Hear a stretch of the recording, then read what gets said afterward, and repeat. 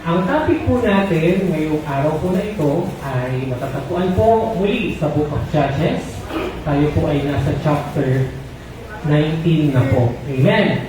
Ano yung naging topic natin last Sunday? Chapter 18. Si Mika, o Micah at ang mga tribe of Dan. Amen. So for this Sunday, isa na naman pong Levita ang ating mapapag-aralan at makikilala. Question. Tanong, sino na po dito ang mga nakabasa ng chapter 19, Book of Judges? Nabasa niyo na po ba? Pakitaas po yung mga kamay. Amen. Ano po ang naramdaman niyo nung binabasa niyo po ang chapter na ito? Ano po ang naramdaman niyo? Wala. Wala naman siyang naramdaman. Wala na siyang pakiramdam. Ano po yung naramdaman niyo? Yung iba kung hindi makasagot kasi hindi nila nabasa. Wala silang idea. Alam niyo po, sa lahat ng mga chapters na napag-aralan natin since Genesis, isa ito sa mga masasabi kong karumal-dumal na topic. Chop-chop lady nga ang naiisip kong theme nito. And praise God kasi madami po akong napanood ng mga preaching, ng mga pastors about this chapter. At talagang tinuturing nga po ito sa mga isa sa mga kwento na ayaw pong ituro o ayaw pong mabunyag yung kasamaan po ng mga Israelita sa panahong ito. In fact, this is my first time na mapag-aralan din po ito. Amen. First time niyo po ba na-encounter po yung chapter na ito, Judges chapter 19? For sure, majority po sa atin ay first time po itong mapapakinggan. At marami po tayong matututunan dito. Amen! In fact, nung binabasa ko po ito, kanina po, nung papasok po yung mga young people natin, sabi ko, paano kaya ito ma-appreciate or ano kaya ang mararamdaman ng mga kabataan sa kwentong ito? Amen! Kasi this is a rape case. Amen! Isa pong taraasan ang gagawin po sa babae sa kwentong ito. Hindi po siya papangalanan. Subalit, nilagay ito ng Panginoong Diyos sa Biblia. Hindi natanggal, amen, and therefore, mahalaga ito sa Diyos, amen. At nais niya na matuto tayo sa mga pagkakamali, kasalanan, karaasan ng mga Israelita sa chapter na ito. Amen! Lalong-lalo na yung Levita na leader na dapat nag-aasikaso ng tabernacle o nag-aasikaso ng mga gawain para sa Panginoon pa ang pinaka-number 1 na makasalanan po sa chapter na ito. Amen! So tayong lahat po ay tumayo at basahin po natin ang ating scripture reading. Judges chapter 19 verses 1 to 2. By the way, ang pamagat po ng message natin is a Levite and his concubine. Yan. So let's read Verse 1. Nang panahong wala pang hari ang Israel, may isang Levita sa malayong bulubundukin ng Israel. Kumuha siya ng isang babaeng taga-Bethlehem, Judah, at ginawa niyang asawang lingkod. Subalit, nagalit sa kanya ang babae at umuwi sa mga magulang nito sa Bethlehem. Nanatili ito roon ng 4 na buwan. Tayo po ay sumandaling manalangin. Panginoon, aminado po ako, Panginoon, na hindi ko po kayang ituro ang salita mo sa kabanatang ito ng Book of Judges.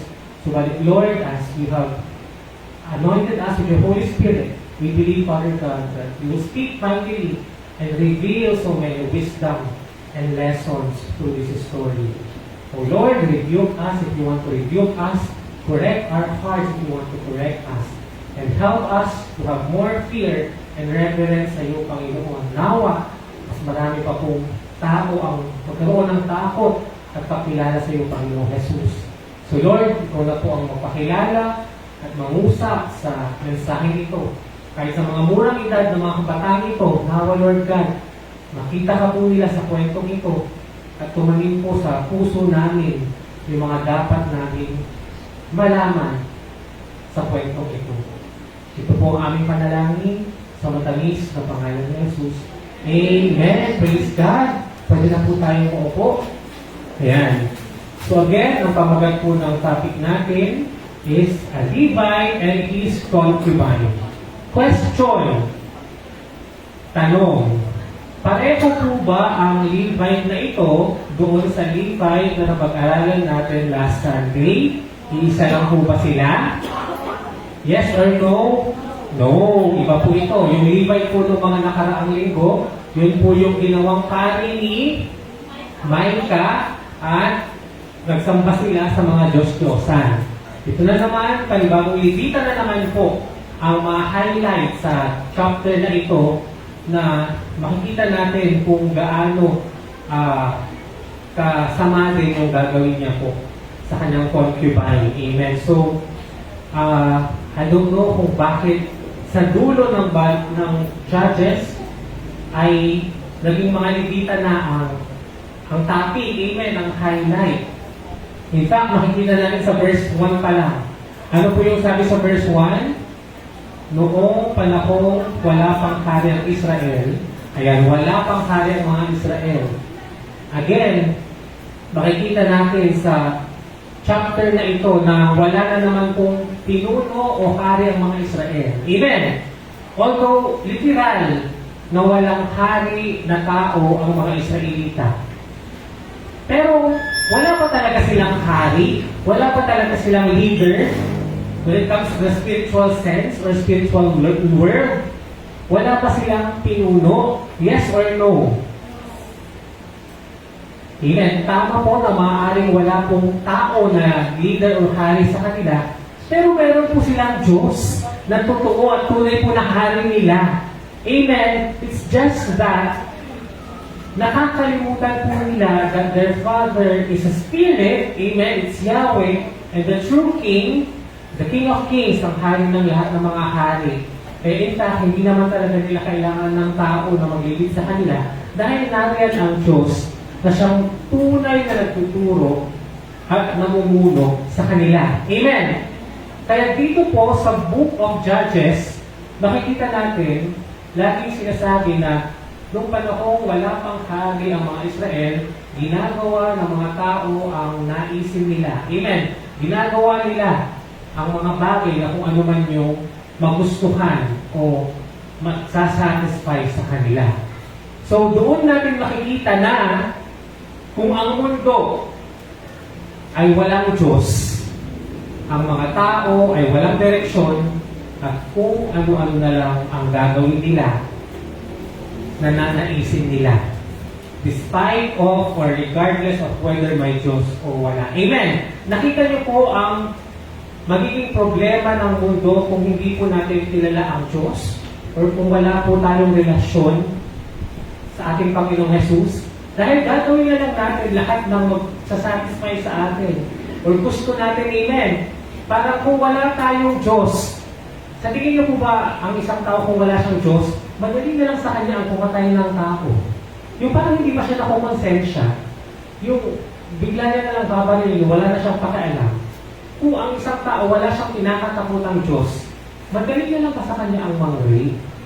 Diba? Kasi diba, nakikita nyo, tayo na may takot tayo sa Diyos, hindi natin maunawaan, o hindi natin mati kung bakit may mga ganong tao na kaya na lang pumatay at mag-chop-chop nung nirate nila. Tama, di ba parang bakit nila yung kayang gawin? Ang sagot, dahil wala na nga po silang takot at relasyon sa Diyos. At sa mga chapters po na ito, yun po yung sinasabi ng Bible na napakahirap kung walang tayong hari o leader. At ang sinasabi po leader o hari dito ay hindi po kailangan ng tao ito. Amen? Dahil ang tao pa mismo ang sometimes na mag-focus sa atin na matumba or madapa or mapariwara. Amen? Because people can fail us. Amen? Tayo ay nadidismaya minsan ng leader natin, yun pa ang nagkukos ng pagkatapa natin. Pero kung titignan natin kung sino ang tunay na dapat na hari, katakutan at dapat natin katakutan, makikita po natin na hindi tayo magiging masama o super sama na mangyayari po sa mga Israelita ito. Amen po?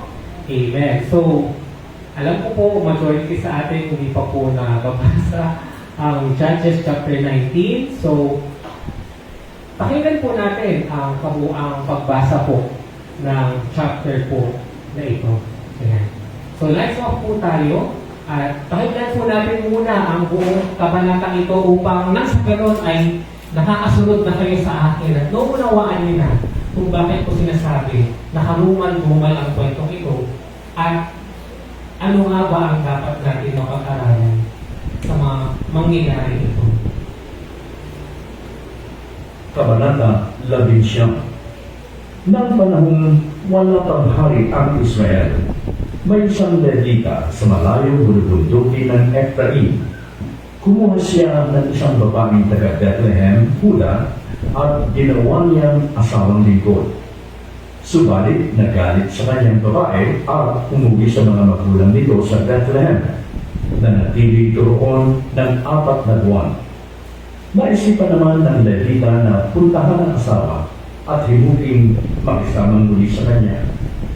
Nagpagayak siya ng 2 asno at lumakad na kasama ang isang katulong. Pagdating doon, pinatuloy sila ng babae at manugod na tinanggap ng biyan ng lalaki. Pinilit pa siyang tumigil doon, kaya nanatili siya roon ng 3 araw. Nang ika-4 na araw, maaga silang gumising at naghanda sa pag-uwi. Ngunit sinabi ng ama ng babae, "Kumain muna kayo bago lumakad para hindi kayo tutuloy sa daan." Nagpapigil naman sila at magkakasalo pang kumain. Pagkatapos, sinabi ng ama, "Magpabukas na kayo at lubos-lubusin na natin ang pagsasayang ito." Ayaw sana niyang papigil, ngunit mapilit ang pakiusap ng biyanan, kaya pumayag na rin siya.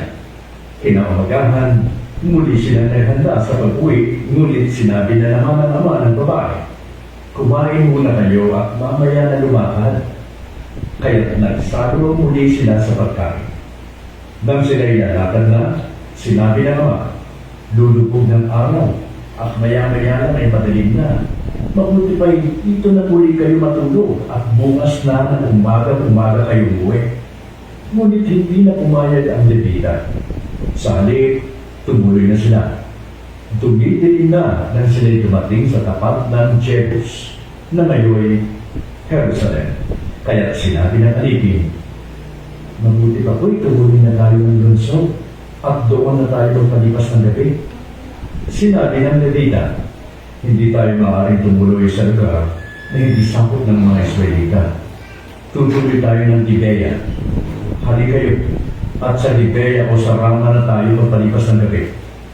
Kaya lumampas sila ng Jebus at nagpatuloy sa kanilang paglalakbay. Dumulubog na ang araw nang sila'y makarating sa Gibeya, isang bayang sakop ng lipi ni Benjamin. Pumasok sila at umupo sa liwasang bayan upang doon magpalipas ng gabi, sapagkat walang nag-alok sa kanila ng matutuluyan. Samantalang nakaupo sila roon, may nagdaang isang matandang lalaki galing sa pagtatrabaho sa bukid. Ang matandang ito'y dating taga-kaburulan ng Ephraim, ngunit sa Gibeya na nakatira. Karamihan ng nakatira doon mula sa lipi ng Benjamin. Napansin ng matanda ang Levita sa liwasang bayan. Dinapitan niya ito at tinanong, "Taga saan kayo at saan kayo pupunta?" Sumagot ang Levita, "Galing po kami sa Bethlehem, Juda, at papauwi na sa kaburulan ng Ephraim. Wala po namang nag-aalok sa amin ng matutuluyan. Meron po kaming pagkain, pati ang aming mga asno. Sapat po ang dala namin para sa aking sarili, sa aking asawang lingkod at aking alipin." Sinabi ng matandang lalaki, "Sa amin na kayo magpalipas ng gabi, huwag dito sa liwasan bayan." Sumama naman sila sa matanda. Pagdating ng bahay, pinakain ng matanda ang mga asno ng kanyang panalunin. Sila naman ay naghugas ng paa at kumain.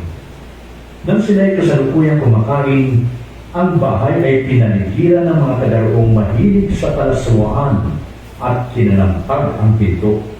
Sinabi nila sa matanda may-ari ng bahay, "Ilabas mo ang lalaking panauhin mo, makikipagtaalig kami sa kanya." Sumagot ang matanda. Wag, mga kaibigan. Napakasama ng iniisip ninyong yan. Nakikiusap ako sa inyo na igalang naman ninyo ang taong ito sapagkat siya'y aking panauhin. Kung gusto ninyo, ang anak kong birhen pa o ang kanyang asawa na lang, ang hilingin ninyo, ibibigay ko sila sa inyo. At gawin ninyo ang gusto ninyong gawin. Huwag lang itong panauhin kong lalaki. Ayaw makinig ng mga tao. Kaya inilabas sa kanila ng Levita ang asawa nito at ito'y magdamag na hinalay ng mga lalaki. Nang pag-uumaga na, ang babae nahandusay na lamang sa pintuan ng bahay ng matanda at doon na sinikatan ng araw. Nang buksan ng Levita ang pinto upang magpatuloy sa kanyang paglalakbay, nakita niya roon ang kanyang asawang nakatapat at ang mga kamay ay nakahawak pa sa pintuan. Sinabi niya, bangon na at uuwi na tayo. Ngunit hindi sumasagot ang babae, kaya isinakay niya ito sa kanyang asno at nagpatuloy ng paglalakbay. Pagdating sa kanyang bahay, kumuha siya ng kutsilyo at pinagputol-putol niya sa 12 piraso ang bangkay ng asawa at ipinadala sa buong Israel. Lahat ng makakita rito ay nagsabi, wala pang nangyaring ganito. Buhat nang umalis sa Ehipto ang mga Israelita. Ano ang dapat natin gawin?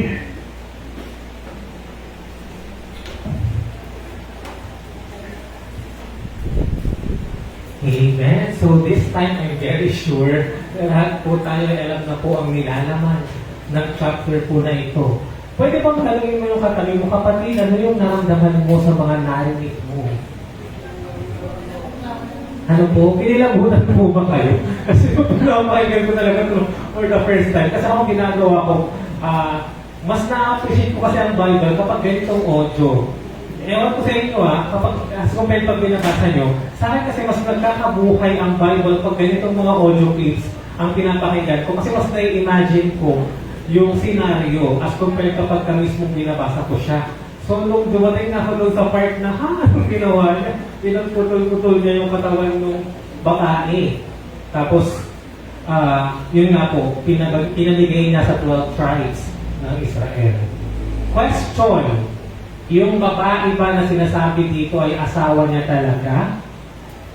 Asawa niya po ba talaga yon? Amen. Hindi niya po ito asawa. Kaya kasi, I'm sorry, hindi ko na-highlight kanina na ang term po na ginamit po sa English po nito ay concubine. Ang mga concubine po ay ang mga babae po na kinakasama o inaasawa ng isang lalaki na legally married. In other words, para po silang mga mistress or sa mga kabit po sila na ang pangunahing pakay ng isang lalaki ay para masatisfy ang kanyang sexual desires o yung kanyang lust. Amen? Or kalaswaan. So, yun yung nakikita kong problem sa Tagalog version kasi parang mag-iisipin natin na legal silang mag-asawa. Pero hindi po talaga sila mag-asawa kaya ang ginamit ko pong term, a Levite and his concubine. Ayan, kung i-research nyo pong ibig sabihin ng concubine, ang other term po nito ay mistress or kabit. Inaasawa mo maliban sa legal o tunay mong asawa. Amen? Kaya nga po sa criminal law, may tinatawag po tayong criminal case na concubinage. Concubinage. Yun po kapag ang isang lalaki na may asawa na ay magkakaroon siya ng mistress o ng kabit. Ang kaso na ipapile natin sa lalaki ay ano po? Concubinage. Amen. Subalit kapag ang babae naman po legal na asawa, may legal na asawa, at manlalaki po siya, ano po ang criminal case na ipapile natin sa babaeng yon? Adultery. Ayan. So, adultery po, kapag babae po ng lalaki, at concubinage po kapag yung lalaki naman ang may kabit. At mas Sa batas nga sinasabi nila unfair ito dahil sa lalaki kailangan mapatunayan na dapat sinasama niya, ibinabahay niya yung babae bago siya makasuhan ng concubinage. Hindi pwede na nagkaroon lang sila ng sexual encounter para maging concubinage na kaso ito. As compared kapag babae lang, the mere fact na yung babae ay nangaliwa kahit hindi sila nagsama na parang asawa o nag-live-in, kahit hindi sila nag-live-in, may criminal na kaso na agad yung babaeng adultery. Amen? Pero sa lalaki, sa definition ng concubinage sa batas, the mere fact na ano lang yung lalaki, nakipag-sexual relations lang siya, hindi pa siya automatic na makakasuhan ng concubinage. Kailangan mag-live-in muna sila or magsama na para mag-asawa sa isang bahay. So yun ang isa sa mga batas na gustong baguhin or i-question ng mga kababaihan dahil nga po sa unfair and unequal treatment ng parusa at kasong kriminal sa pagkakaroon ng other partner maliban sa tunay na asawa. Amen! So, umpisahan po natin sa verse 1 muli. Yan, sabi po ng panahong wala pang hari ang Israel. Again, hinighlight na naman po. At dito na naman po ito magtatapos sa walang hari ang mga Israel. Kaya ginagawa po ng mga Israelita ang anumang naisip nila. Amen. May isang Levita sa malayong bulubundukin ng Ephraim. So, taga-Ephraim na naman po siya. Parang malapit po doon sa bahay ni Micah. Hindi po sa bunuan. Okay. Kapit-bahay po ni Micah. Ang Levita, ito yung Micah na topic natin last time. Kasi di ba from Ephraim din po yung sina Micah. Ayan. Kumuha siya ng isang babaeng taga-Bethlehem, Judah. Ayan. At ginawa niya asawang lingkod. Kaya nilagay ko po yung English version na concubine. Dahil yun po ang tamang term sa kanya. In other words, ang Levitang ito ay may legal o tunay na asawa, subalit siya po ay kumukuha pa ng kanyang concubine. Amen. So, in other words, siya po ay nagkakasala dahil dito pa lang po makikita natin na siya po ay may kinakasama maliban sa kanyang tunay na asawa. Question. Sa New Testament, sa panahon kung saan nabuhay na po si Jesus, pinapanagan pa po ba ni Lord Jesus ang pagkakaroon ng mga unfaithful na asawa o unfaithful na husband or unfaithful wife? Gusto ba ni Jesus, di ba sa New Testament si Jesus na ang Word of God, ang salita ng Diyos, ang physical na representasyon ng Diyos. Noong panahon ni Jesus, pinapayagan niya ba na ang mga tao na nag-asawa ay mag-asawa pang muli? Makikita natin sa mga kwento sa New Testament na maging ang ating Panginoong Jesus ay hindi po payag o umaayon sa ganitong relasyon. Amen. Kaya nga tignan niyo po yung kwento po ng Samaritan woman po sa well, di ba? Yung nakikiya po siya na umigib doon sa well na itinayo po ni Jacob. Dahil nga po ayaw niya na pinag-uusapan siya dahil siya po ay isang concubine o mistress o asawa ng maraming lalaki. Amen. Dahil talaga nga po na hindi po ito kaaya-aya sa paningin o sa mata po ng Diyos. Yan. Subalit dito po makikita natin na isang Levita pa ang gumagawa ng kasalanan ito na dapat na nag-aasikaso ng tabernakulo o tumatanggap ng mga handog para sa kabayaran ng kasalanan ng mga Israelita ang siyang nagbabayolate pa sa kasalanan ito o gumagawa ng kasalanan ito. Verse 2, subalit nagalit sa kanya ang babae. Kaya sa ibang translation, particularly sa English, hindi lang nagalit yung babae, kundi ang sabi, nagtaksil daw yung babae. In other words, nagkaroon po sila ng hindi pagkakasunduan, nag-away sila. Possible na yung babae po ay nagtaksil. Kasi yun po yung sa ibang translation kahit sa English. Kaya ang nangyari, umuwi muna yung babae sa magulang nito sa Bethlehem. So, naghiwalay po sila. Nanatili ito roon ng 4 na buwan. So, 4 months po silang LQ. 4 months po silang 4 months po silang cool off or hiwalay. Amen. Ayan. Verse 3.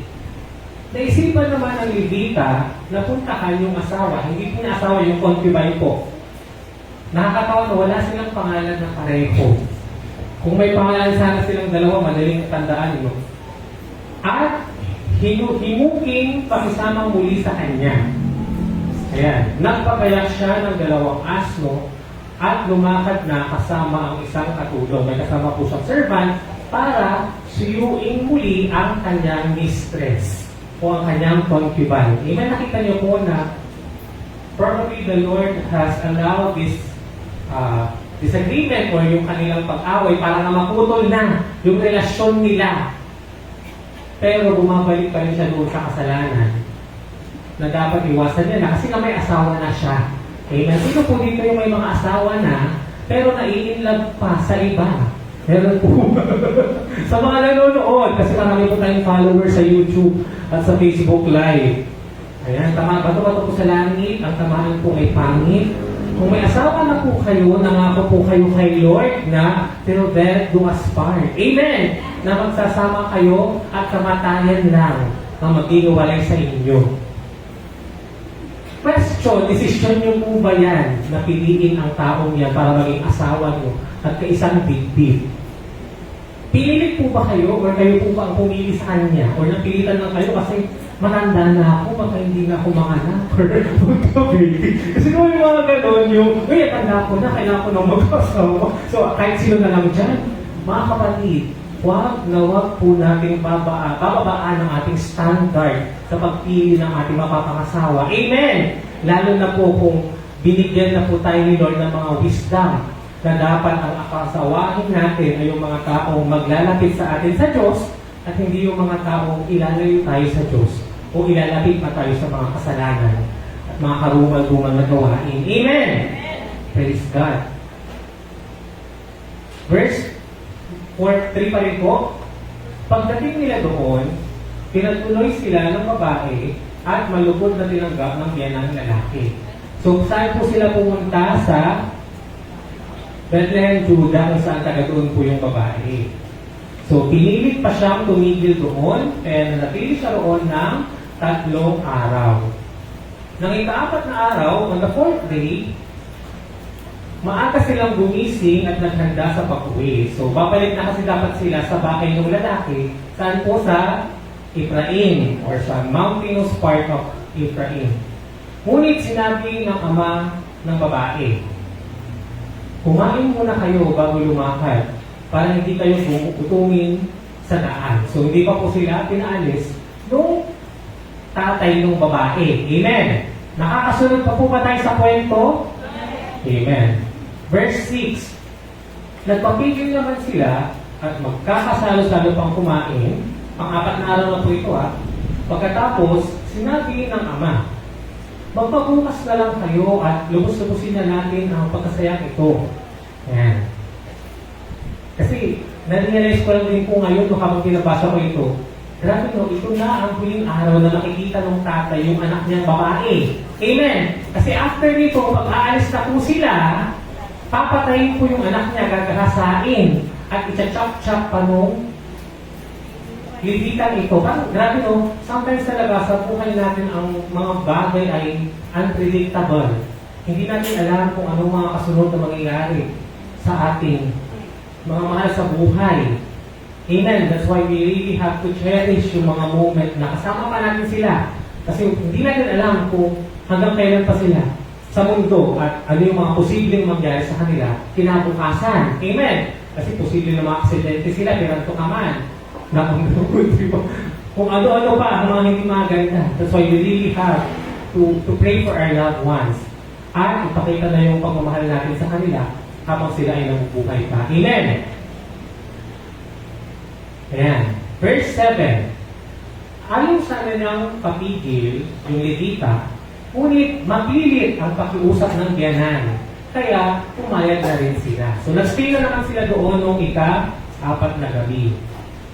Kinaumagahan, pag 5 araw na po ito, muli na silang naghanda sa pakuhi. Ngunit sinabi na naman ng biyanan, ng ama ng babae, kumain muna kayo at mamaya na lumakad. Kaya nagsalo uli sila sa pagkain. Ayan, of course, sa feeling nung biyanan, parang privilege and honor na kanilang family dahil nga ang kinakasama ng anak niya ay isang Levita. In fact, nung time nila, they look up to the Levites dahil sa kanila nga po nanggagaling ang mga pari or ang mga leader na nagdadala ng mga tao sa Diyos at tumatanggap ng mga handog. Di ba sila nga yung chosen na tribe para maging yung pari. Yung pari na talagang dapat ay kawangis ng Diyos. So probably it's a pride on the part of the biyanan na andoon sa bahay ng isang Levita. Amen. Nakita niyo rin yung kwento ni Micah na nung nakakita siya ng Levita, kinupkup niya, di ba? Kasi nga para sa kanila, nabibless yung family mo kapag may mga Levita. Kasi nga sila yung parang direct na contact ng Diyos sa mga tao. Amen. In fact, sa kanila nang galing si Moses. Amen. Na si Moses noon, direct na siyang kausap ng Diyos. At sinasabi ng Diyos yung mga plano at naisip niya sa Israel. Yan. Okay, verse 9. Nang sila'y lalakad na, sinabi ng Ama, lulubog na ang araw, sa sunset na, maggagabi na, at mamaya lang ay madilim na. Mabuti pa ay dito na muli kayo matulog, at bukas na umaga na kayo umuwi. Question, pumayag pa rin po ba ang Levita na magstay po doon? Hindi na. Okay, ngunit hindi na pumayag ang Levita. Sa halip, tumuloy na sila, dumidilim na nang sila'y dumating sa tapat ng Jebus na ngayon Jerusalem, kaya sinabi ng alipin, mabuti pa'y tumuloy na tayo ng lungsod at doon na tayo magpalipas ng gabi. Question, sino po dito yung may mga kailangan gawin pero lagi nila ipinagpapaliban o laging sinasabi, bukas na, hanggang sa hindi na nila gawin. Nakita niyo po yung struggle. Bakit po? Kasi nakita natin sa kwento, kaya sila gagabihin, kasi gabi na sila lalabas. Amen. Kung umalis sana sila ng maaga, hindi sana sila matatrapon sa Gidea, kung saan gatahasahin yung concubine. Amen. So sometimes, ang mga delay ang nagkukos sa atin na mangyari yung mga plano ni Lord sa buhay natin. Amen. Parang yung pinikwento ko nga noong last Sunday, di ba? Sino po ba ang naging cause ng delay ng mga tribe of Dan kaya hindi pa rin sila nagkakaroon ng lupa na titirhan? Sino po ba ang nagpapatagal? Sino po ba may kasalanan? Sila rin mismo, amen? Ganun din po sa kwentong ito, tayo din po minsan ang may kasalanan kaya hindi po nangyayari yung mga plano ng Diyos sa atin kasi nga delay natin. Amen! At guilty po ba tayo doon? Amen? Guilty po ako. Sino po dito? Ang mga nag-guilty na may pinapagawa si Lord. Pero alam naman natin yun na para kay Lord yun. Amen? At sometimes nga, sabi ko, burden talaga siya on our part. Na-experience nyo na ba yun? Yung alam nyo may pinapagawa si Lord sa inyo. For example, isyaran nyo itong taong ito, i-evangelize nyo siya, ilapit mo siya kay Lord, puntahan mo siya. Kasi alam naman talaga natin si Lord yung nag-uutos nun, di ba? Kasi si Lord talaga yung mag-glorify pag gagawin natin yun. Na-experience nyo na yun, yung, ay, huwag na lang, bukas na lang. Amen? Praise hanggang sa namatay na pala. Yung tao, first yun, ito si Ate Joanne, and then, i-testimony ko lang, no? Kasi naman, namatay ko kahapon, yung kasama niya sa work, si Sister Josie. Hello, shout out po sa family, Sister Josie. And kamamatay lang po nung anak niya, si Ian po, noong 40 days, sabi mo kasi 40 days, no?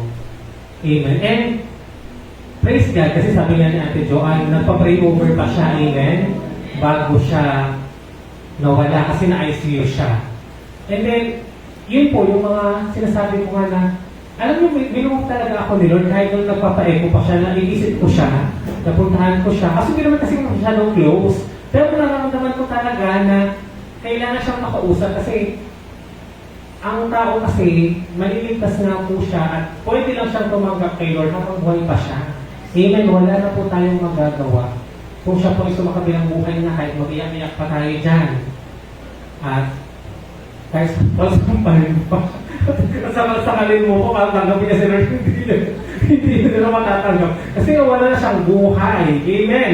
Humiwalay na yung kanyang kaluluwa sa flesh. So, yun po, marami na po mga ganitong mga pagkakataon, of course, sa ating mga buhay na tinatawag at kinoconvict tayo, agad tayo ni Lord. Subalit, ayaw nga po natin kumilos at gumalaw. Parang dito po, sa kwentong ito. Amen. Verse 12, kaya sinabi ng Levita, hindi tayo maaaring tumuloy sa lugar na hindi sakop ng mga Israelita. Bakit? Kasi nga po, hindi po safe dahil kalaban pa rin po nila yung mga ibang lahi na nasa Kanaan. Lalo na, alam ng mga ibang lahi ito na ang purpose ng mga Israelita ay sakupin yung buong Kanaan. Kaya hindi talaga safe na mag-stay sila sa isang lugar na kung saan hindi pa ito nasasakop ng mga Israelites. Kaya, ang sabi, nung Levita, saan sila tutuloy? Sa Gibea.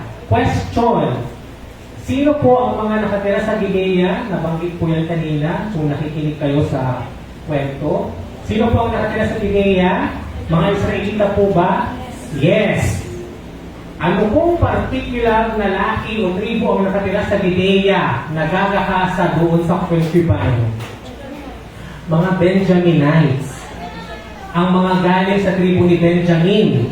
Pangilan po si Benjamin sa tribe? Pang-12. Siya po yung bunsong anak ni Jacob. Kanino po kay? Rachel. Amen? Si Rachel po ang favorite po na asawa ni Jacob. At kung titignan niyo po, yung ang ibig sabihin ng pangalan ni Benjamin, the God of my suffering. Amen? Or paghihirap dahil nga po, nahirapan si Rachel. Tama ba? Si Rachel. Tama ba? Si Rachel o si Rebecca? Si Rachel, di ba? Rachel, amen. Si Rachel, nung ipinanganak ito.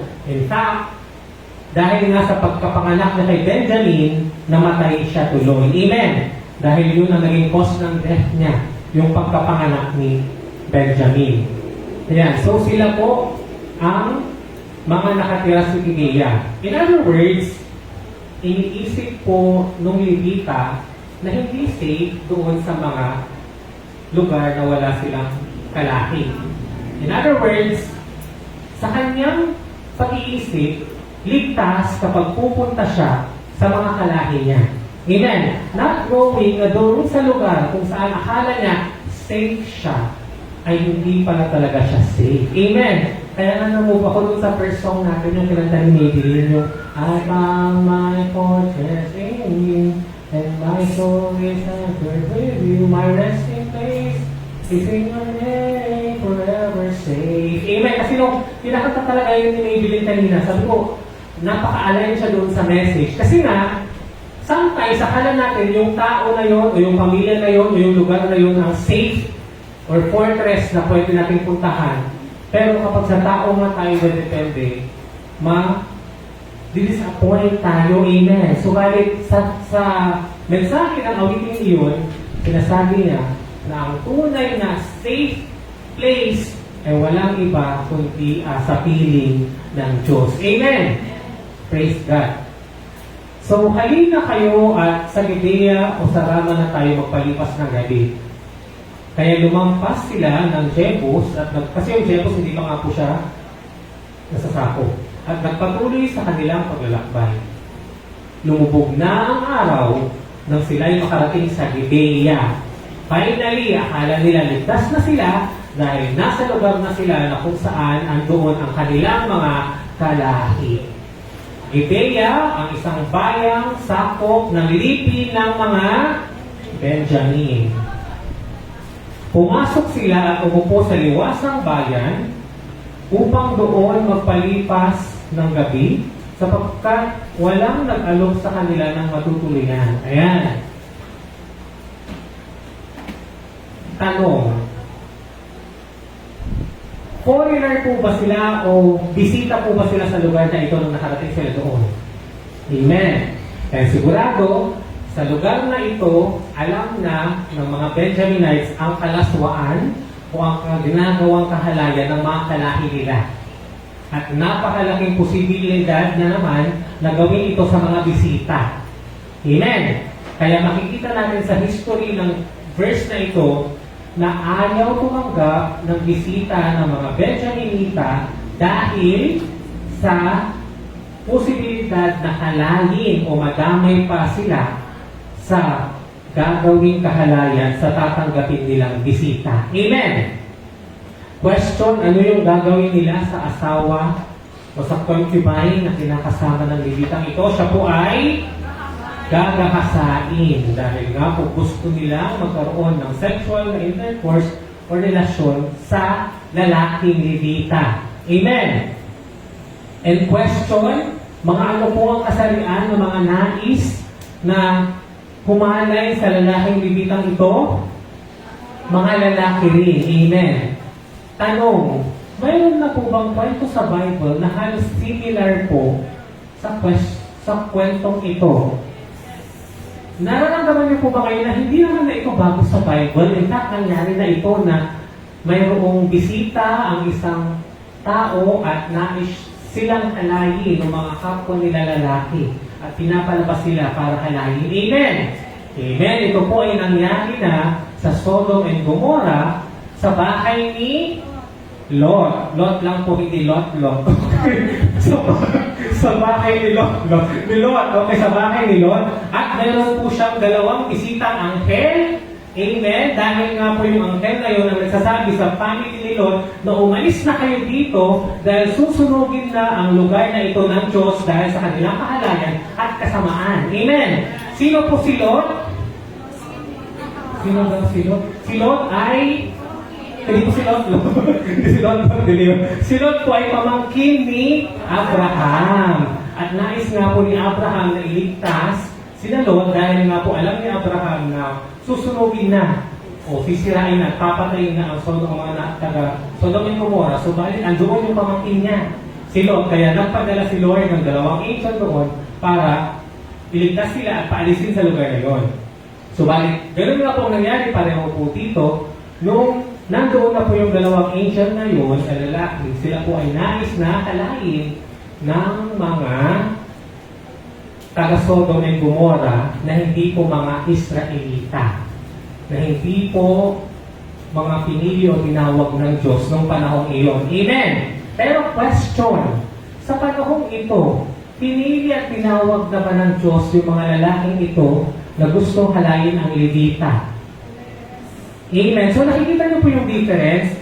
This time, ang gumagawa ng kahalayan na ay ang mga believer or ang mga tinawag na ng Diyos. In fact, chosen tribe po sila dahil isa sila sa 12 tribo na pinili ng Diyos para pamunuhan niya. Amen. So, verse 16. Samantalang nakaupo sila roon, may nagdaang isang matandang lalaki galing sa pagtatrabaho sa bukid. Ayan. Ang matandang ito ay dating taga-kaburulan ng Ephraim. In other words, ang lalaking ito ay nakatira din po siya sa lugar kung saan nakatira si Levita. Yung Levita kasi taga-Ephraim ditong lalaki na ito. And for sure, nakita niya o na-witness niya yung difference ng lugar nila sa lugar ng Gibea. Itong lugar na ito kung nasaan sila ngayon. Ngunit sa Gibea na nga nakatira ang matandang ito. Karamihan ng nakatira doon ay mula sa lipi ng Benjamin. Napansin ng matanda ang Levita sa liwasang bayan. Nilapitan niya ito at tinanong, "Taga saan kayo? At saan kayo pupunta?" Sumagot ang Levita, "Galing po kami sa Bethlehem," kasi taga doon nga yung concubine, "at papauwi na sa kabululan ng Ephraim. Wala po namang nag-aalok sa amin ng matutuluyan." Mayroon po kami pagkain, pati ang aming mga asno. Sapat po ang dala namin para sa aking sarili, sa aking asawang likod, at sa aking alipin. Sinabi ng matandang lalaki, sa amin na kayo magpalipas ng gabi, huwag dito sa liwasang bayan. Because alam ng lalaking ito, ng matandang lalaking ito kung gaano ka-unsafe sa pinaka-city nila. Lalo na kung wala silang shelter or bahay na hindi sila basta-basta makukuha ng mga taga-Judea o ng mga Benjaminita. Amen. So dito po makikita natin na dapat tularan natin ang matandang lalaking ito na despite sa kadiliman ng mundo ay handa tayong iligtas, arugain at alagaan ang mga taong nasa panganib. Amen. Kasi po, gaya nga po ng nabanggit ng Levita kanina, walang gustong kumukop sa kanila dahil hindi nga po safe. Nakukupin sila dahil posible na madamay sila sa gagawin ng mga Levitang ito. Dito nga daw natin makikita na kapag talagang ang isang lugar, ang isang bayan, o isang bansa ay wala na talagang pinakatakutan sa Diyos, ang mga tao ay nagkakanya-kanya na at iniisip na lamang ang sarili nila.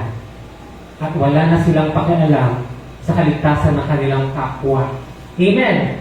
Parang yun yung nakakalungkot. For example, ito mangyayari na naman na war. For sure, lahat tayo natatakot. Amen! At sa takot natin, dahil ayaw nga nating ma-experience yung crisis or mawalan ng pagkain, lahat ng tao, ang iniisip natin yung kaligtasan natin. Amen! Subalit, gaya nga nung sabi ni Doc Willie Ong, kung mamamatay ako sa gerang ito, di mamamatay ako, at least alam ko na kay Lord na ako. Amen! Kasi po hindi po mahalaga na maligtas yung buhay natin, yung flesh natin o laman natin. Amen! Kasi ano mang saysay na nakaligtas ka sa gerang ito, na tumago ka sa kuweba, at nakapag-impok ka ng maraming pagkain, subalit nung namatay ka, via natural death, ay hindi ka naman sa langit napunta, dahil hindi mo rin naman talaga tinanggap si Lord nung buhay ka pa. Diba? Sino po ang mas mapalad? Yung isang tao na nasabugan ng bomba sa gera na tumanggap kay Jesus, o yung taong naligtas sa gera na namatay na walang relasyon kay Jesus. Sino po ang mas tunay na ligtas sa kanilang dalawa? Yung nabombahan. Amen. So, sino po dito handang mabomba sa gera? Diba? Yun po kasi ang point kasi dito, bakit tayo matatakot mamatay kung alam naman natin saan tayo pupunta kung mamamatay na tayo? Amen! Kasi yun po ang effect sa mga taong wala sa Diyos. Takot silang mamatay. Bakit? Dahil hindi nila alam kung saan sila mapupunta after their death. Amen! But God has given us the assurance na kung malagutan man tayo ng hininga, ay kaya ay tayo dahil hindi na natin ma-experience sa lupa ang sakit, ang hirap, ang pagod, ang problema, dahil sa langit, mayroon na tayong kapayapaan at mayroon na tayong kapahingahan. Amen! So, sino po dito ang mga excited na mapunta sa langit? Amen! Kaya nga, alam niyo, sabi ko nga sa inyo, praise God, kapag may nawawala akong kakilala na alam kong Kristiyano talaga siya sa puso, ang nasasabi ko, oh, praise God! Kasi yung kapatid natin ay nasa langit na. Amen! Pero kung meron naman akong kakilala na nawala at hindi ko talaga alam, at alam ko talaga na wala siyang relasyon kay Lord, doon po tayo parang somewhat nalulumbay. Amen na nalulungkot. Do you experience that? Kasi alam na natin kasi tayo may relasyon tayo kay Lord, so hindi tayo natatakot sa kamatayan. Sabi nga, oh death, where is your sting? Oh death, where is your kamatayan? Amen! Kasi alam ko po, nung hindi pa tayo Kristiyano tumanggap kay Jesus, takot po tayong mamatay. Sino po ito yung mga takot mamatay noon? At ayaw pag-usapan ang kamatayan o yung paano ka ililibing, paano ka ibuburol, anong isusod mo na damit. Mga kapatid, lahat po tayo mamatay. Amen. At sabutin na yung handa ka. At alam mo na, nasabi mo na nung buhay ka kung saan ka ilalagay. At kung ikikremate ka ba, O ililibing ka ba para hindi na mag-away-away yung mga anak mo? Amen. Kasi ikaw na mismo nagsabi, o pag namatay ako, i-cremate niyo ako. O tapos namatay ka, i-cremate siya. Hindi na magde-decide yung pamilya. Kasi nga sinabi niya na. Amen. O kapatid, tanongin mo yung katabi mo, kapatid, pag namatay ka, ano gusto mo? O mga kapatid, kasi ako gusto ko i-cremate po ako. Wala po akong problema or issue sa cremation. Dahil alam ko po na pag i-cremate po ako, hindi ko na po mararamdaman yung apoy o yung sunog na yan. Dahil wala na po yung kaluluwa ko sa aking laman. Amen! Kasi yun yung ibang kinisip ng iba na baka daw masaktan siya. Or syempre parang sinunog mo yung tao, yung bangkay. Praise God. Kasi po, napakahalaga. Tanong mo yung katabi mo, kapatid, anong gusto mong isuot? Baka gusto mo nakabarong ka or naka-americ ka. Alam mo may tito mo sa cowboy, nasa langit na siya. Praise God, naka-ready na lahat. Yung kabaong niya, yung susuot niya, naka-hanger na, tapos yung nilibingan niya, even yung lapida niya, nakalagay na yung pangalan niya sa lapida niya. Kasi nga, it's asa na tayo po ay darating po doon. Amen, praise God. Kasi pag nasettle mo na yun, hindi na mag-iisip yung pamilya mo. Amen. Kasi for example, ako po, kasi po, si Pakay ko po, ayan, kasi nga po, tinanong ko po siya dati. At si Uncle Insyong, si Auntie Aida. Kasi po, sa family po namin, nagkaka-issue po yung, alam niyo po yung may lamay tapos magkakaroon ng Christian service. Kasi nga, di ba, lalo pag yung family is Catholic sila. Tapos, paano offense sila kapag nagkanda kayo ng service nyo is, Katoliko kami, hindi naman kami born again, bakit kayo mag-service dito? Di ba may mga ganong issue, nakatoliko kami, so dapat pare ang mag-iisa. May ganon na senaryo po sa mga pamilya. Kaya sa amin kasi nangyayari din po yun, kasi hindi po lahat kami ay Christian. May mga Katoliko na talagang gusto na kailangan pare yung So alam niyo po ginagawa ko sa mga tito ko, tinatanong ko po sila. Like si Uncle Inso kasi buhay pa siya. Si Auntie Aida rin tinanong ko, Uncle, o kapag ka mamamatay kayo, okay lang ba na mag-service ang AGC sa lamay niyo? Kasi pinapaalam ko na, di ba? Kasi pag siya mismo nagsabi, ano sabi natin Inso, oo naman syempre, praise God. Kasi at least kapag ka namatay na siya, hindi na ako maihiya na sabihin kay Ate Joan, alam mo na. Gusto lang ka Inso may ganito. Kasi meron kaming na-encounter na gano'n, na ayaw ng pamilya, gano'n. Praise God. Kayo po pa, tanongin nyo, gusto niyo po ba mag-service sa AGC? Diba? Alam niyo po, yan po, ang minsan struggle po sa church kasi lalo na kung hindi pa nag-invite yung family kasi baka ayaw nila or for them, hindi po dapat gano'n ang gawin kundi meron silang iba o sarili paniniwala. Ayan. Ayan, so sumama naman sila sa matanda. So sumama na sila doon sa matanda. Pagdating ng bahay, pinakain ng matanda ang mga asno ng kanyang panauhin at sila naman ay nagpugas ng paa at kumain. So finally, akala nilang dalawa, safe na sila at makapagpahinga na sila at matutulog na sila dahil nga kumain na sila. So bakit ano ang sumunod na nangyari? Nang sila ay kasapuluhin kumakain, ay hindi pa pala sila tapos kumain. Kumakain pa lang pala sila nung dumating ang mga kalalakiang ito. Ang bahay ay pinaligiran ng mga tagaroong mahilig sa kalaswaan at kinalampag ang pinto. Question, Israelita po ba ang mga taong ito? Yes or no? Yes, and it saddens us na yung mga believer o yung mga kapwa natin Kristiyano pa ang gumagawa ng mga kasamaan na alam natin na ayaw ng ating Panginoon. Kasi we should learn from the sins of the unbelievers. Amen. Kasi ginawa na ito ng mga taga-Sodom and Gomorrah. And sometimes parang mas maunawaan pa nga natin yung mga taong yun dahil wala sila talagang relasyon sa Diyos. Hindi sila kinakausap ni Yahweh. So, bakit this time, they should have learned from those people, pero ano ang ginawa nila? Hindi sila natuto, bagkus inulit pa nila yung kasalanan ng mga kalalakihang ito. So sinabi nila sa matandang may-ari ng bahay, ilabas mo ang lalaking panauhin mo at makikipagtarik kami sa kanya. Amen. Verse 23. Sumagot ang matanda, "Wag mga kaibigan, napakasama ng iniisip niyong iyan.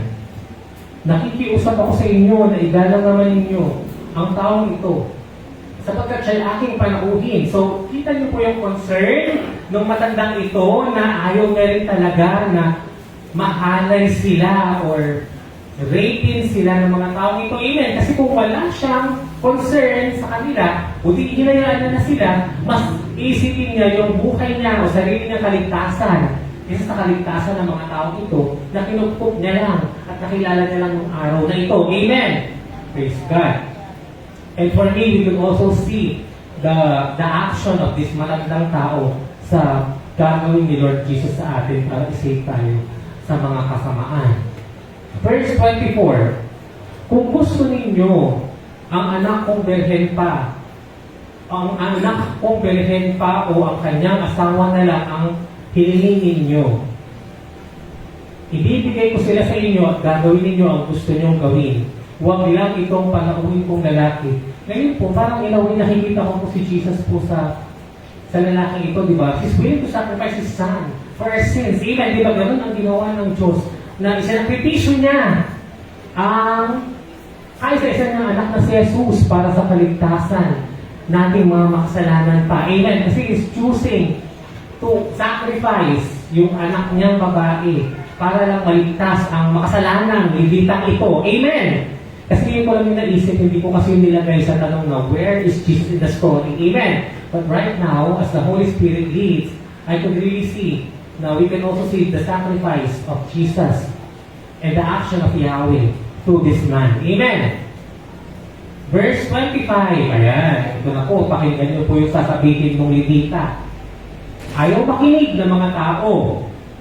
Kaya inilabas sa kanila ng Levita ang asawa nito. At ito'y magdamag na inalay ng mga lalaki. Question. Sino na lang ang nagdesisyon na i-offer? Yung concubine. Yung Levita pa mismo, di ba, na dapat siya ang magliligtas sa concubine. Amen. Nakita niyo po ba kung gaano kasama ang Levitang ito na sige siya na lang yung halayin niyo? Imagine, kanina sa kwento, pinunta-puntahan niya pa. Diba? Pinunta-puntahan niya pa, tapos ganyan-ganyan lang, ipamimigay niya na lang sa mga lalaking ito.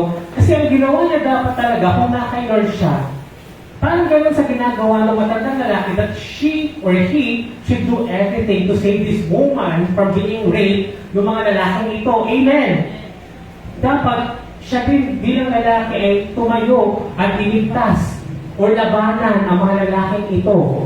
Amen. Para hindi gano'n basta-basta halalin ang kanyang kinakasamang concubine. Amen. Kasi probably, kung pinakita niya na matapang siya, naligita siya, then probably, baka lang po, personally, mag-back out yung mga taong ito. Amen. Kasi para sa na matakot sila sa kanya. Pero hindi, anong ginawa niya? Itinulak niya yung asawa niya. Sige siya na.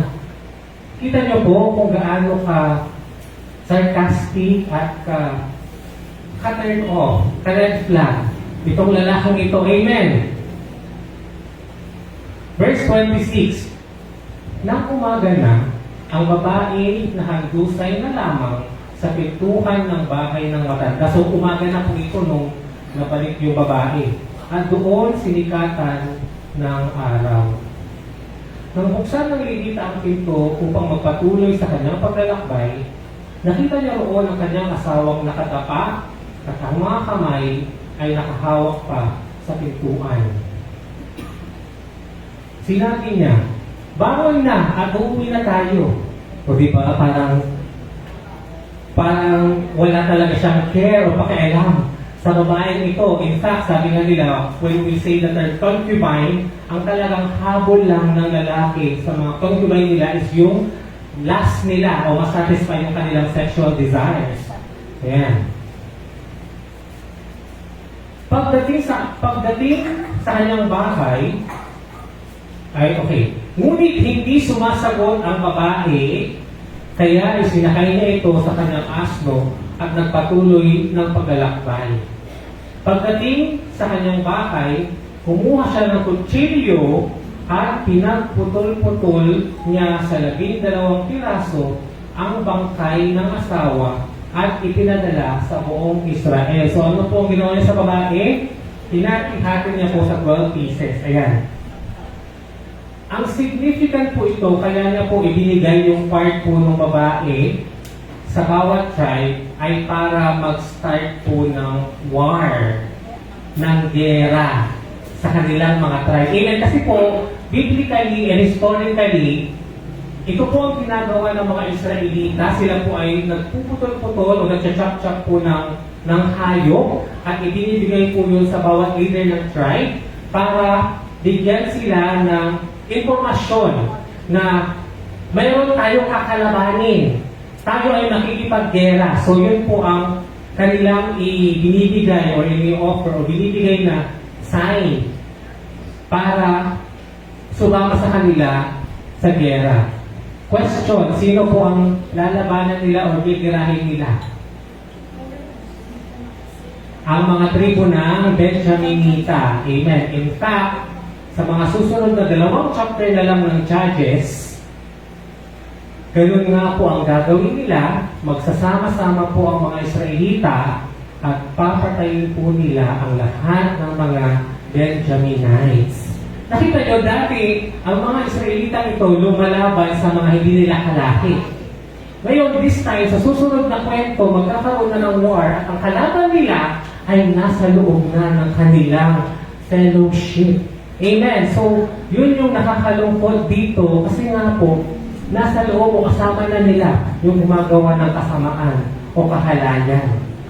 At makikita rin natin sa last part ng Judges na inalaw na ni Lord yung suffering and punishment sa mga Benjaminites because of this karumal-dumal na ginawa nila. Amen. So, ang point is that sometimes kay Lord, meron na tayong parang hangganan. Parang nakita niyo po yung nangyari sa Egypt na si Lord tinapos niya na kailangan na talagang parusahan ng mga Ehiptong ito.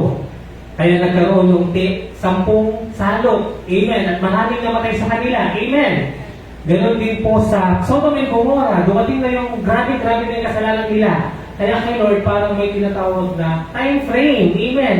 Parang tayo nagkakasala tayo. Tapos sabi ni Lord, ayan, masyado ka ng masama. So, kailangan mo nang makorek. So, makikita natin dito, kahit yung sa kwento ng mga Canaanites, di ba nabanggit na ilang taon nang naging, parang hinayaan pa ni Lord na maging sobrang masama ang mga Kanaan bago sila pinatay at nilusog ng mga Israelita. Naalala niyo yung Wall of Jericho? Noong unang pumasok ang mga Israelita sa Kanaan, sinabi ni Lord doon sa verse na ganun na po kasama ang mga Kanaan. Kaya, binigay na sila sa kamay ng mga Israelita.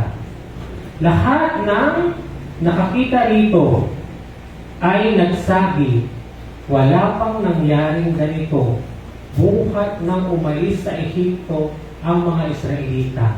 Ano ba ang dapat natin gawin? Ayan. So sa next chapter, doon natin makikita na ang next step na nagagawin nila ay sasalakayin nila at paparusahan na ang mga Benjaminitang ito na nanghalay at pumatay sa babaeng ito. Amen! At dyan po nagtatapos ang ating kwento. Palapakan po natin ang ating Panginoon. Subalit, para mas maunawaan at ma-appreciate po natin ang kwentong ito, ay may panonoorin po tayong exhortation ng chapter 19 of the book of Judges. Ayan, pakinggan po natin ito. The book of Judges is a book of opposites. It is a narrative filled with contrasts, showing the depths of human sin and the heights of divine grace. It shows how bad human sin can be and how great God's kindness is. The book paints a vivid picture of the human condition, revealing our flaws and the boundless mercy of God. It's a book about how human leaders fail and why we need a true king. The stories within highlight the shortcomings of earthly rulers and the necessity of divine guidance. Throughout the book, God picks judges. These judges are chosen to lead, to deliver, and to bring the people back to righteousness. These leaders are supposed to guide and protect the Israelites. They are meant to be beacons of hope and pillars of strength in times of turmoil. They're supposed to remind them of their promise to God. Their role is to call the people back to their covenant, to remind them of their sacred duties and commitments. But the judges aren't perfect. They often mess up. Despite their divine appointment, they are still human and prone to errors and failures. The people also stray from God's path. They lose their way, forgetting the laws and commandments that were meant to guide them. Judges chapter 19 shows us a time when the Israelites have forgotten God. It is a chapter that illustrates the consequences of turning away from divine guidance. They've turned away from His law. They're lost. The people have abandoned the path of righteousness, leading to chaos and suffering. It's into this darkness that the story of the Levite and his concubine begins. This tale serves as a stark reminder of the darkness that can envelop a society when it strays from the light of God's truth. The story begins with the Levite and his concubine. They're traveling through a dangerous place. They're looking for a place to stay for the night. They come to the town of Gibeah, in Benjamin's territory. Being hospitable is really important in the ancient world. It's a way of showing respect and kindness. But the men of Gibeah fail this test. They're more interested in being bad. The Levite and his concubine are in danger. They're at the mercy of these bad men. This sets the stage for the terrible things that happen next. The men of Gibeah attack the Levite's house. They demand that he gives them his concubine. The Levite, trying to protect himself, sends his concubine out to them. She is hurt and violated all night. She is left for dead. This horrible act of violence is truly shocking. It shows how bad things have become. The Levite's response is also shocking. He cuts his concubine's body into 12 pieces. He sends these pieces throughout the tribes of Israel. This awful act is a call to do something. It's a desperate plea for justice. The story of the Levite and his concubine is very upsetting. It's a story of sin and what happens because of it. But even in this darkness, we can see little bits of hope. We see hints of God's plan to make things right. The concubine's suffering, though terrible, can be seen as a hint of Jesus' sacrifice. Just as she is offered up to satisfy the badness of men, so too is Jesus offered up as a sacrifice for the sins of everyone. The story of Judges 19 is a tough one. It's a chapter filled with darkness, violence and despair. It's a story that can leave us feeling hopeless and questioning the goodness of humanity. But it's an important one. A reminder of the consequences of turning away from God. It shows us the depths of human depravity. When we choose to live without His guidance, it reminds us of what happens when we sin. And we are reminded that no matter how bad the world may seem, there is always hope in Christ. His light shines in the darkness, and the darkness has not overcome it. Are you ready for the next chapter? Just click here to go straight to it. Amen. Praise God. Ayan po. Pakicheck nga po yung wifi natin sa taas dahil wala po tayong wifi kaya naputol po yung ating line. Amen. At sa mga naka-connect po sa ating wifi, na-disconnect po muna for a while para po tuloy-tuloy po yung ating line. Amen. Kasi parang may part po na hindi na po siya na-capture. Amen. Ayan. So, are we back na po sa line? Amen. Thank you, Lord. Ayan. So, tanong, ano ang natutunan mo sa kwentong ito? Kapatid, ano po ang natutunan mo sa kwentong ito? Ayan. I will just highlight some of the major lessons that I've learned personally from this story, which are or were mentioned na po kanina, para lang po mas ma-highlight. I would like to stress them more. Number 1, when there is no spiritual or moral leadership, people follow their ungodly desires. Amen. In Tagalog, kapag walang pamumulong maka-Diyos, bawat isa ay gumagawa ng mga hindi maka-Diyos na gawain. Amen. And again, gaya ng sabi ko po kanina, ang tunay at kailangan po nating leader ay ang Panginoong Jesus. Amen. Dahil po nagkakaroon po ng kalaswaan at ng mga ganitong karumal-dumal na krimen kapag ka wala pong kinakatakutang Diyos ang isang tao. Amen! Dahil kung tayo po ay may takot sa Diyos, sa tuwing tayo po ay gagawa ng masama sa ating kapwa, ang tunay po na ating sinasaktan at ginagawa ng kasamaan at pinapatay ay walang iba kundi ang Diyos. Amen! At sa Diyos tayo nagkakasala at hindi sa ating kapwa. Amen! Sa Kanya po talaga tayo ultimately magkakaroon po ng punishment. Amen. Verse 2. Sometimes, ayan po, basahin nyo nga po, danger lies not in the world, but among those who claim to belong to God. Amen. Makakala ko sa Tagalog po, minsan ang kasamaan ay nasa mga nagsasabi pa na sila ay nasa Diyos. Amen.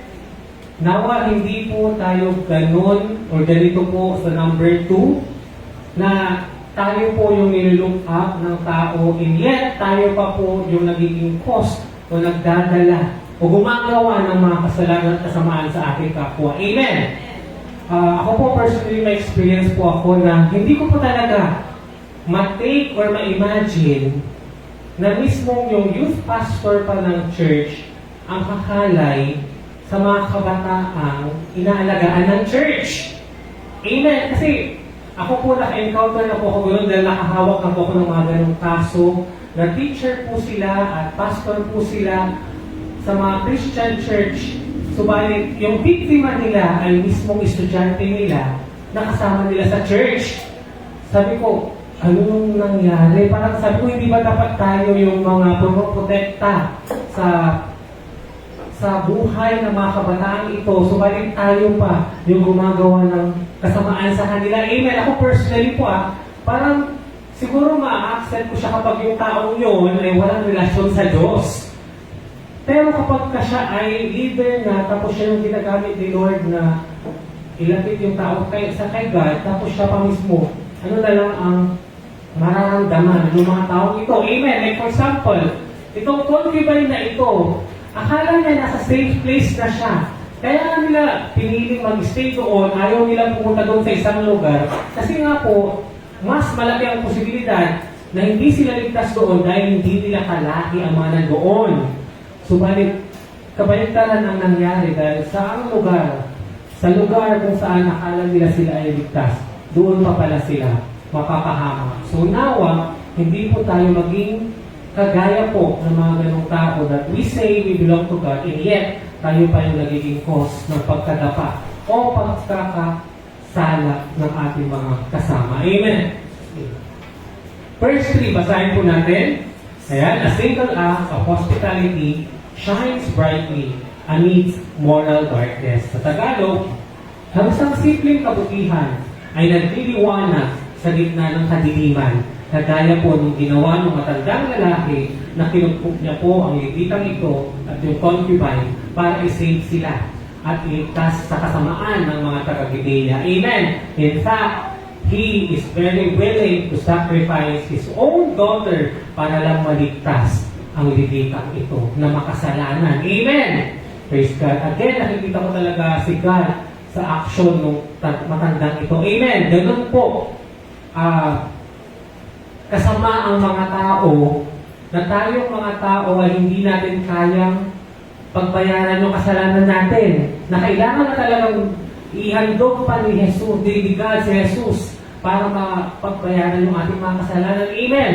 Kasi kahit kaano karumal-dumal yung kasalanan natin, ay hindi enough yung mga action or gawa natin na reconciliation para lang mabayaran yung mga kasalanan. Hindi enough. Amen! Kaya kailangan may magsakripisyo at mamatay na isang taong walang kasalanan para sa magbayad ng kasalanan natin. At siya ay walang iba kundi sino po? Si Jesus, palapakan natin ang ating Panginoong Jesus. Amen. Praise God. Yun ang magiging topic natin this Holy Week. Amen. Alam ko po na marami pa rin po ang hindi nakaka-appreciate or nakakaunawa sa konseptong ito. At napakalaking opportunity yung Holy Week para ipakilala sa mundo ang sakripisyo ni Jesus. Amen! Alam niyo po, recently may nabasa po akong article sa online na nagsasabi na kayo daw po ay nasa maling samahan o maling relihiyon kapag hindi kinikilala ng mga taga-roon na si Jesus ay Diyos. Amen. Sabi niya, nasa maling relihiyon daw po kayo or sekta kung sa kanilang paniniwala, si Jesus lang daw po isang propeta o isang tao. Amen. Yes, he's partly a man dahil nga nagkatawang tao siya, pero he's buo o kompleto, buong Diyos po siya. Amen. Dahil hindi po siya galing sa cell ng tao, siya po ay conceived by the Holy Spirit. Amen. So nag-start siya sa banal na spirito na kailangan magkaroon ng flesh para makita at mahawakan natin. Amen. And therefore, wala siyang parte doon sa kasalanan na nagmula sa cell ni Adan. Amen. Kasi lahat tayo galing kay Adan. Amen. Lahat tayo ay makasalanan. The mere fact pa lang na nagkaroon tayo ng anak or nagka-baby tayo, nagpanganak o naglabas na naman tayo ng isang makasalanang tao. Amen! Namang isa. Yun yung naisip ko na ayoko magka-baby kasi dadagdag na naman ako ng isang taong makasalanan sa mundo na hindi ko sigurado kung tatanggap or kikilala siya kay Lord. Amen! Ako kasi yung mentality ko, Ana, I have to cut the sin from me matapos na yung kasalanan sa akin. Hindi na ako madadamay kasi pag meron na namang panibagong tao, yan na naman, makasalanan naman siya. Di ba? Ganun po yun na ang tao automatic yan. Once na tayo po ay pinanganak sa lupa, we are sinners. Dahil part po tayo ng kasalanan ni Adan. And we can be assured if that person will surrender his life kay Jesus. Amen! But praise God, kaya nga pinag-pray natin yung mga Sunday school kids natin dahil sa murang edad pa lang talaga nila ay maaari na nilang maunawaan ang konseptong ito na tayo ay makasalanan at pinagbayaran ni Jesus ang ating kasalanan. Amen! Praise God. Number 4, let's read. Ayan, nabanggit ko po ito kanina. Let us not repeat the sins of unbelievers, and with more so, the sins of our fellow believers. Amen. Sa Tagalog, huwag na natin ulitin ang kasamaan ng mga hindi mananampalataya. At higit lalo, huwag nating ulitin ang kasamaan o kasalanan ng mga kasama nating mananampalataya. Amen! We should learn from the sins of the unbelievers. And yet, more so, mas lalo dapat tayo matuto sa pagkakamali ng mga taong nasa Diyos na. Amen! And finally, number 5, sin that is tolerated eventually destroys the person. Amen. Sa Tagalog, ang kasalanang pinapayagan ay unting sumisira sa isang tao. Amen. Yung isang tao, hindi po yan automatic na pag pinanganak sa mundo, ay kaya niya na agad pumatay ng tao. Nagsisimula po yan sa maliit na kasalanan hanggang palala po ito ng palala na hindi niya na po nakikita na nagkakasala siya. Dahil wala ka ang banal na spirito na magsasabi sa kanya na kapatid, anak, mali ang ginagawa mo, stop. Because hindi yan kalugod-lugod sa mata ng Diyos. Wala yung banal na spirito na nagkukonvict sa atin. Kaya nagiging palala ng palala tayong mga tao. Amen! And praise God because we have the Holy Spirit in us that convicts us every time we sin against God. Amen? And last question, nasaan po si Jesus sa kwentong ito? Jesus is like the innocent concubine who was abused and killed by sinful men. Amen! Si Jesus ay kagaya po ng babae na pinatay at inabuso dahil sa kalaswaan at kahalayan ng mga makasalanang taong ito.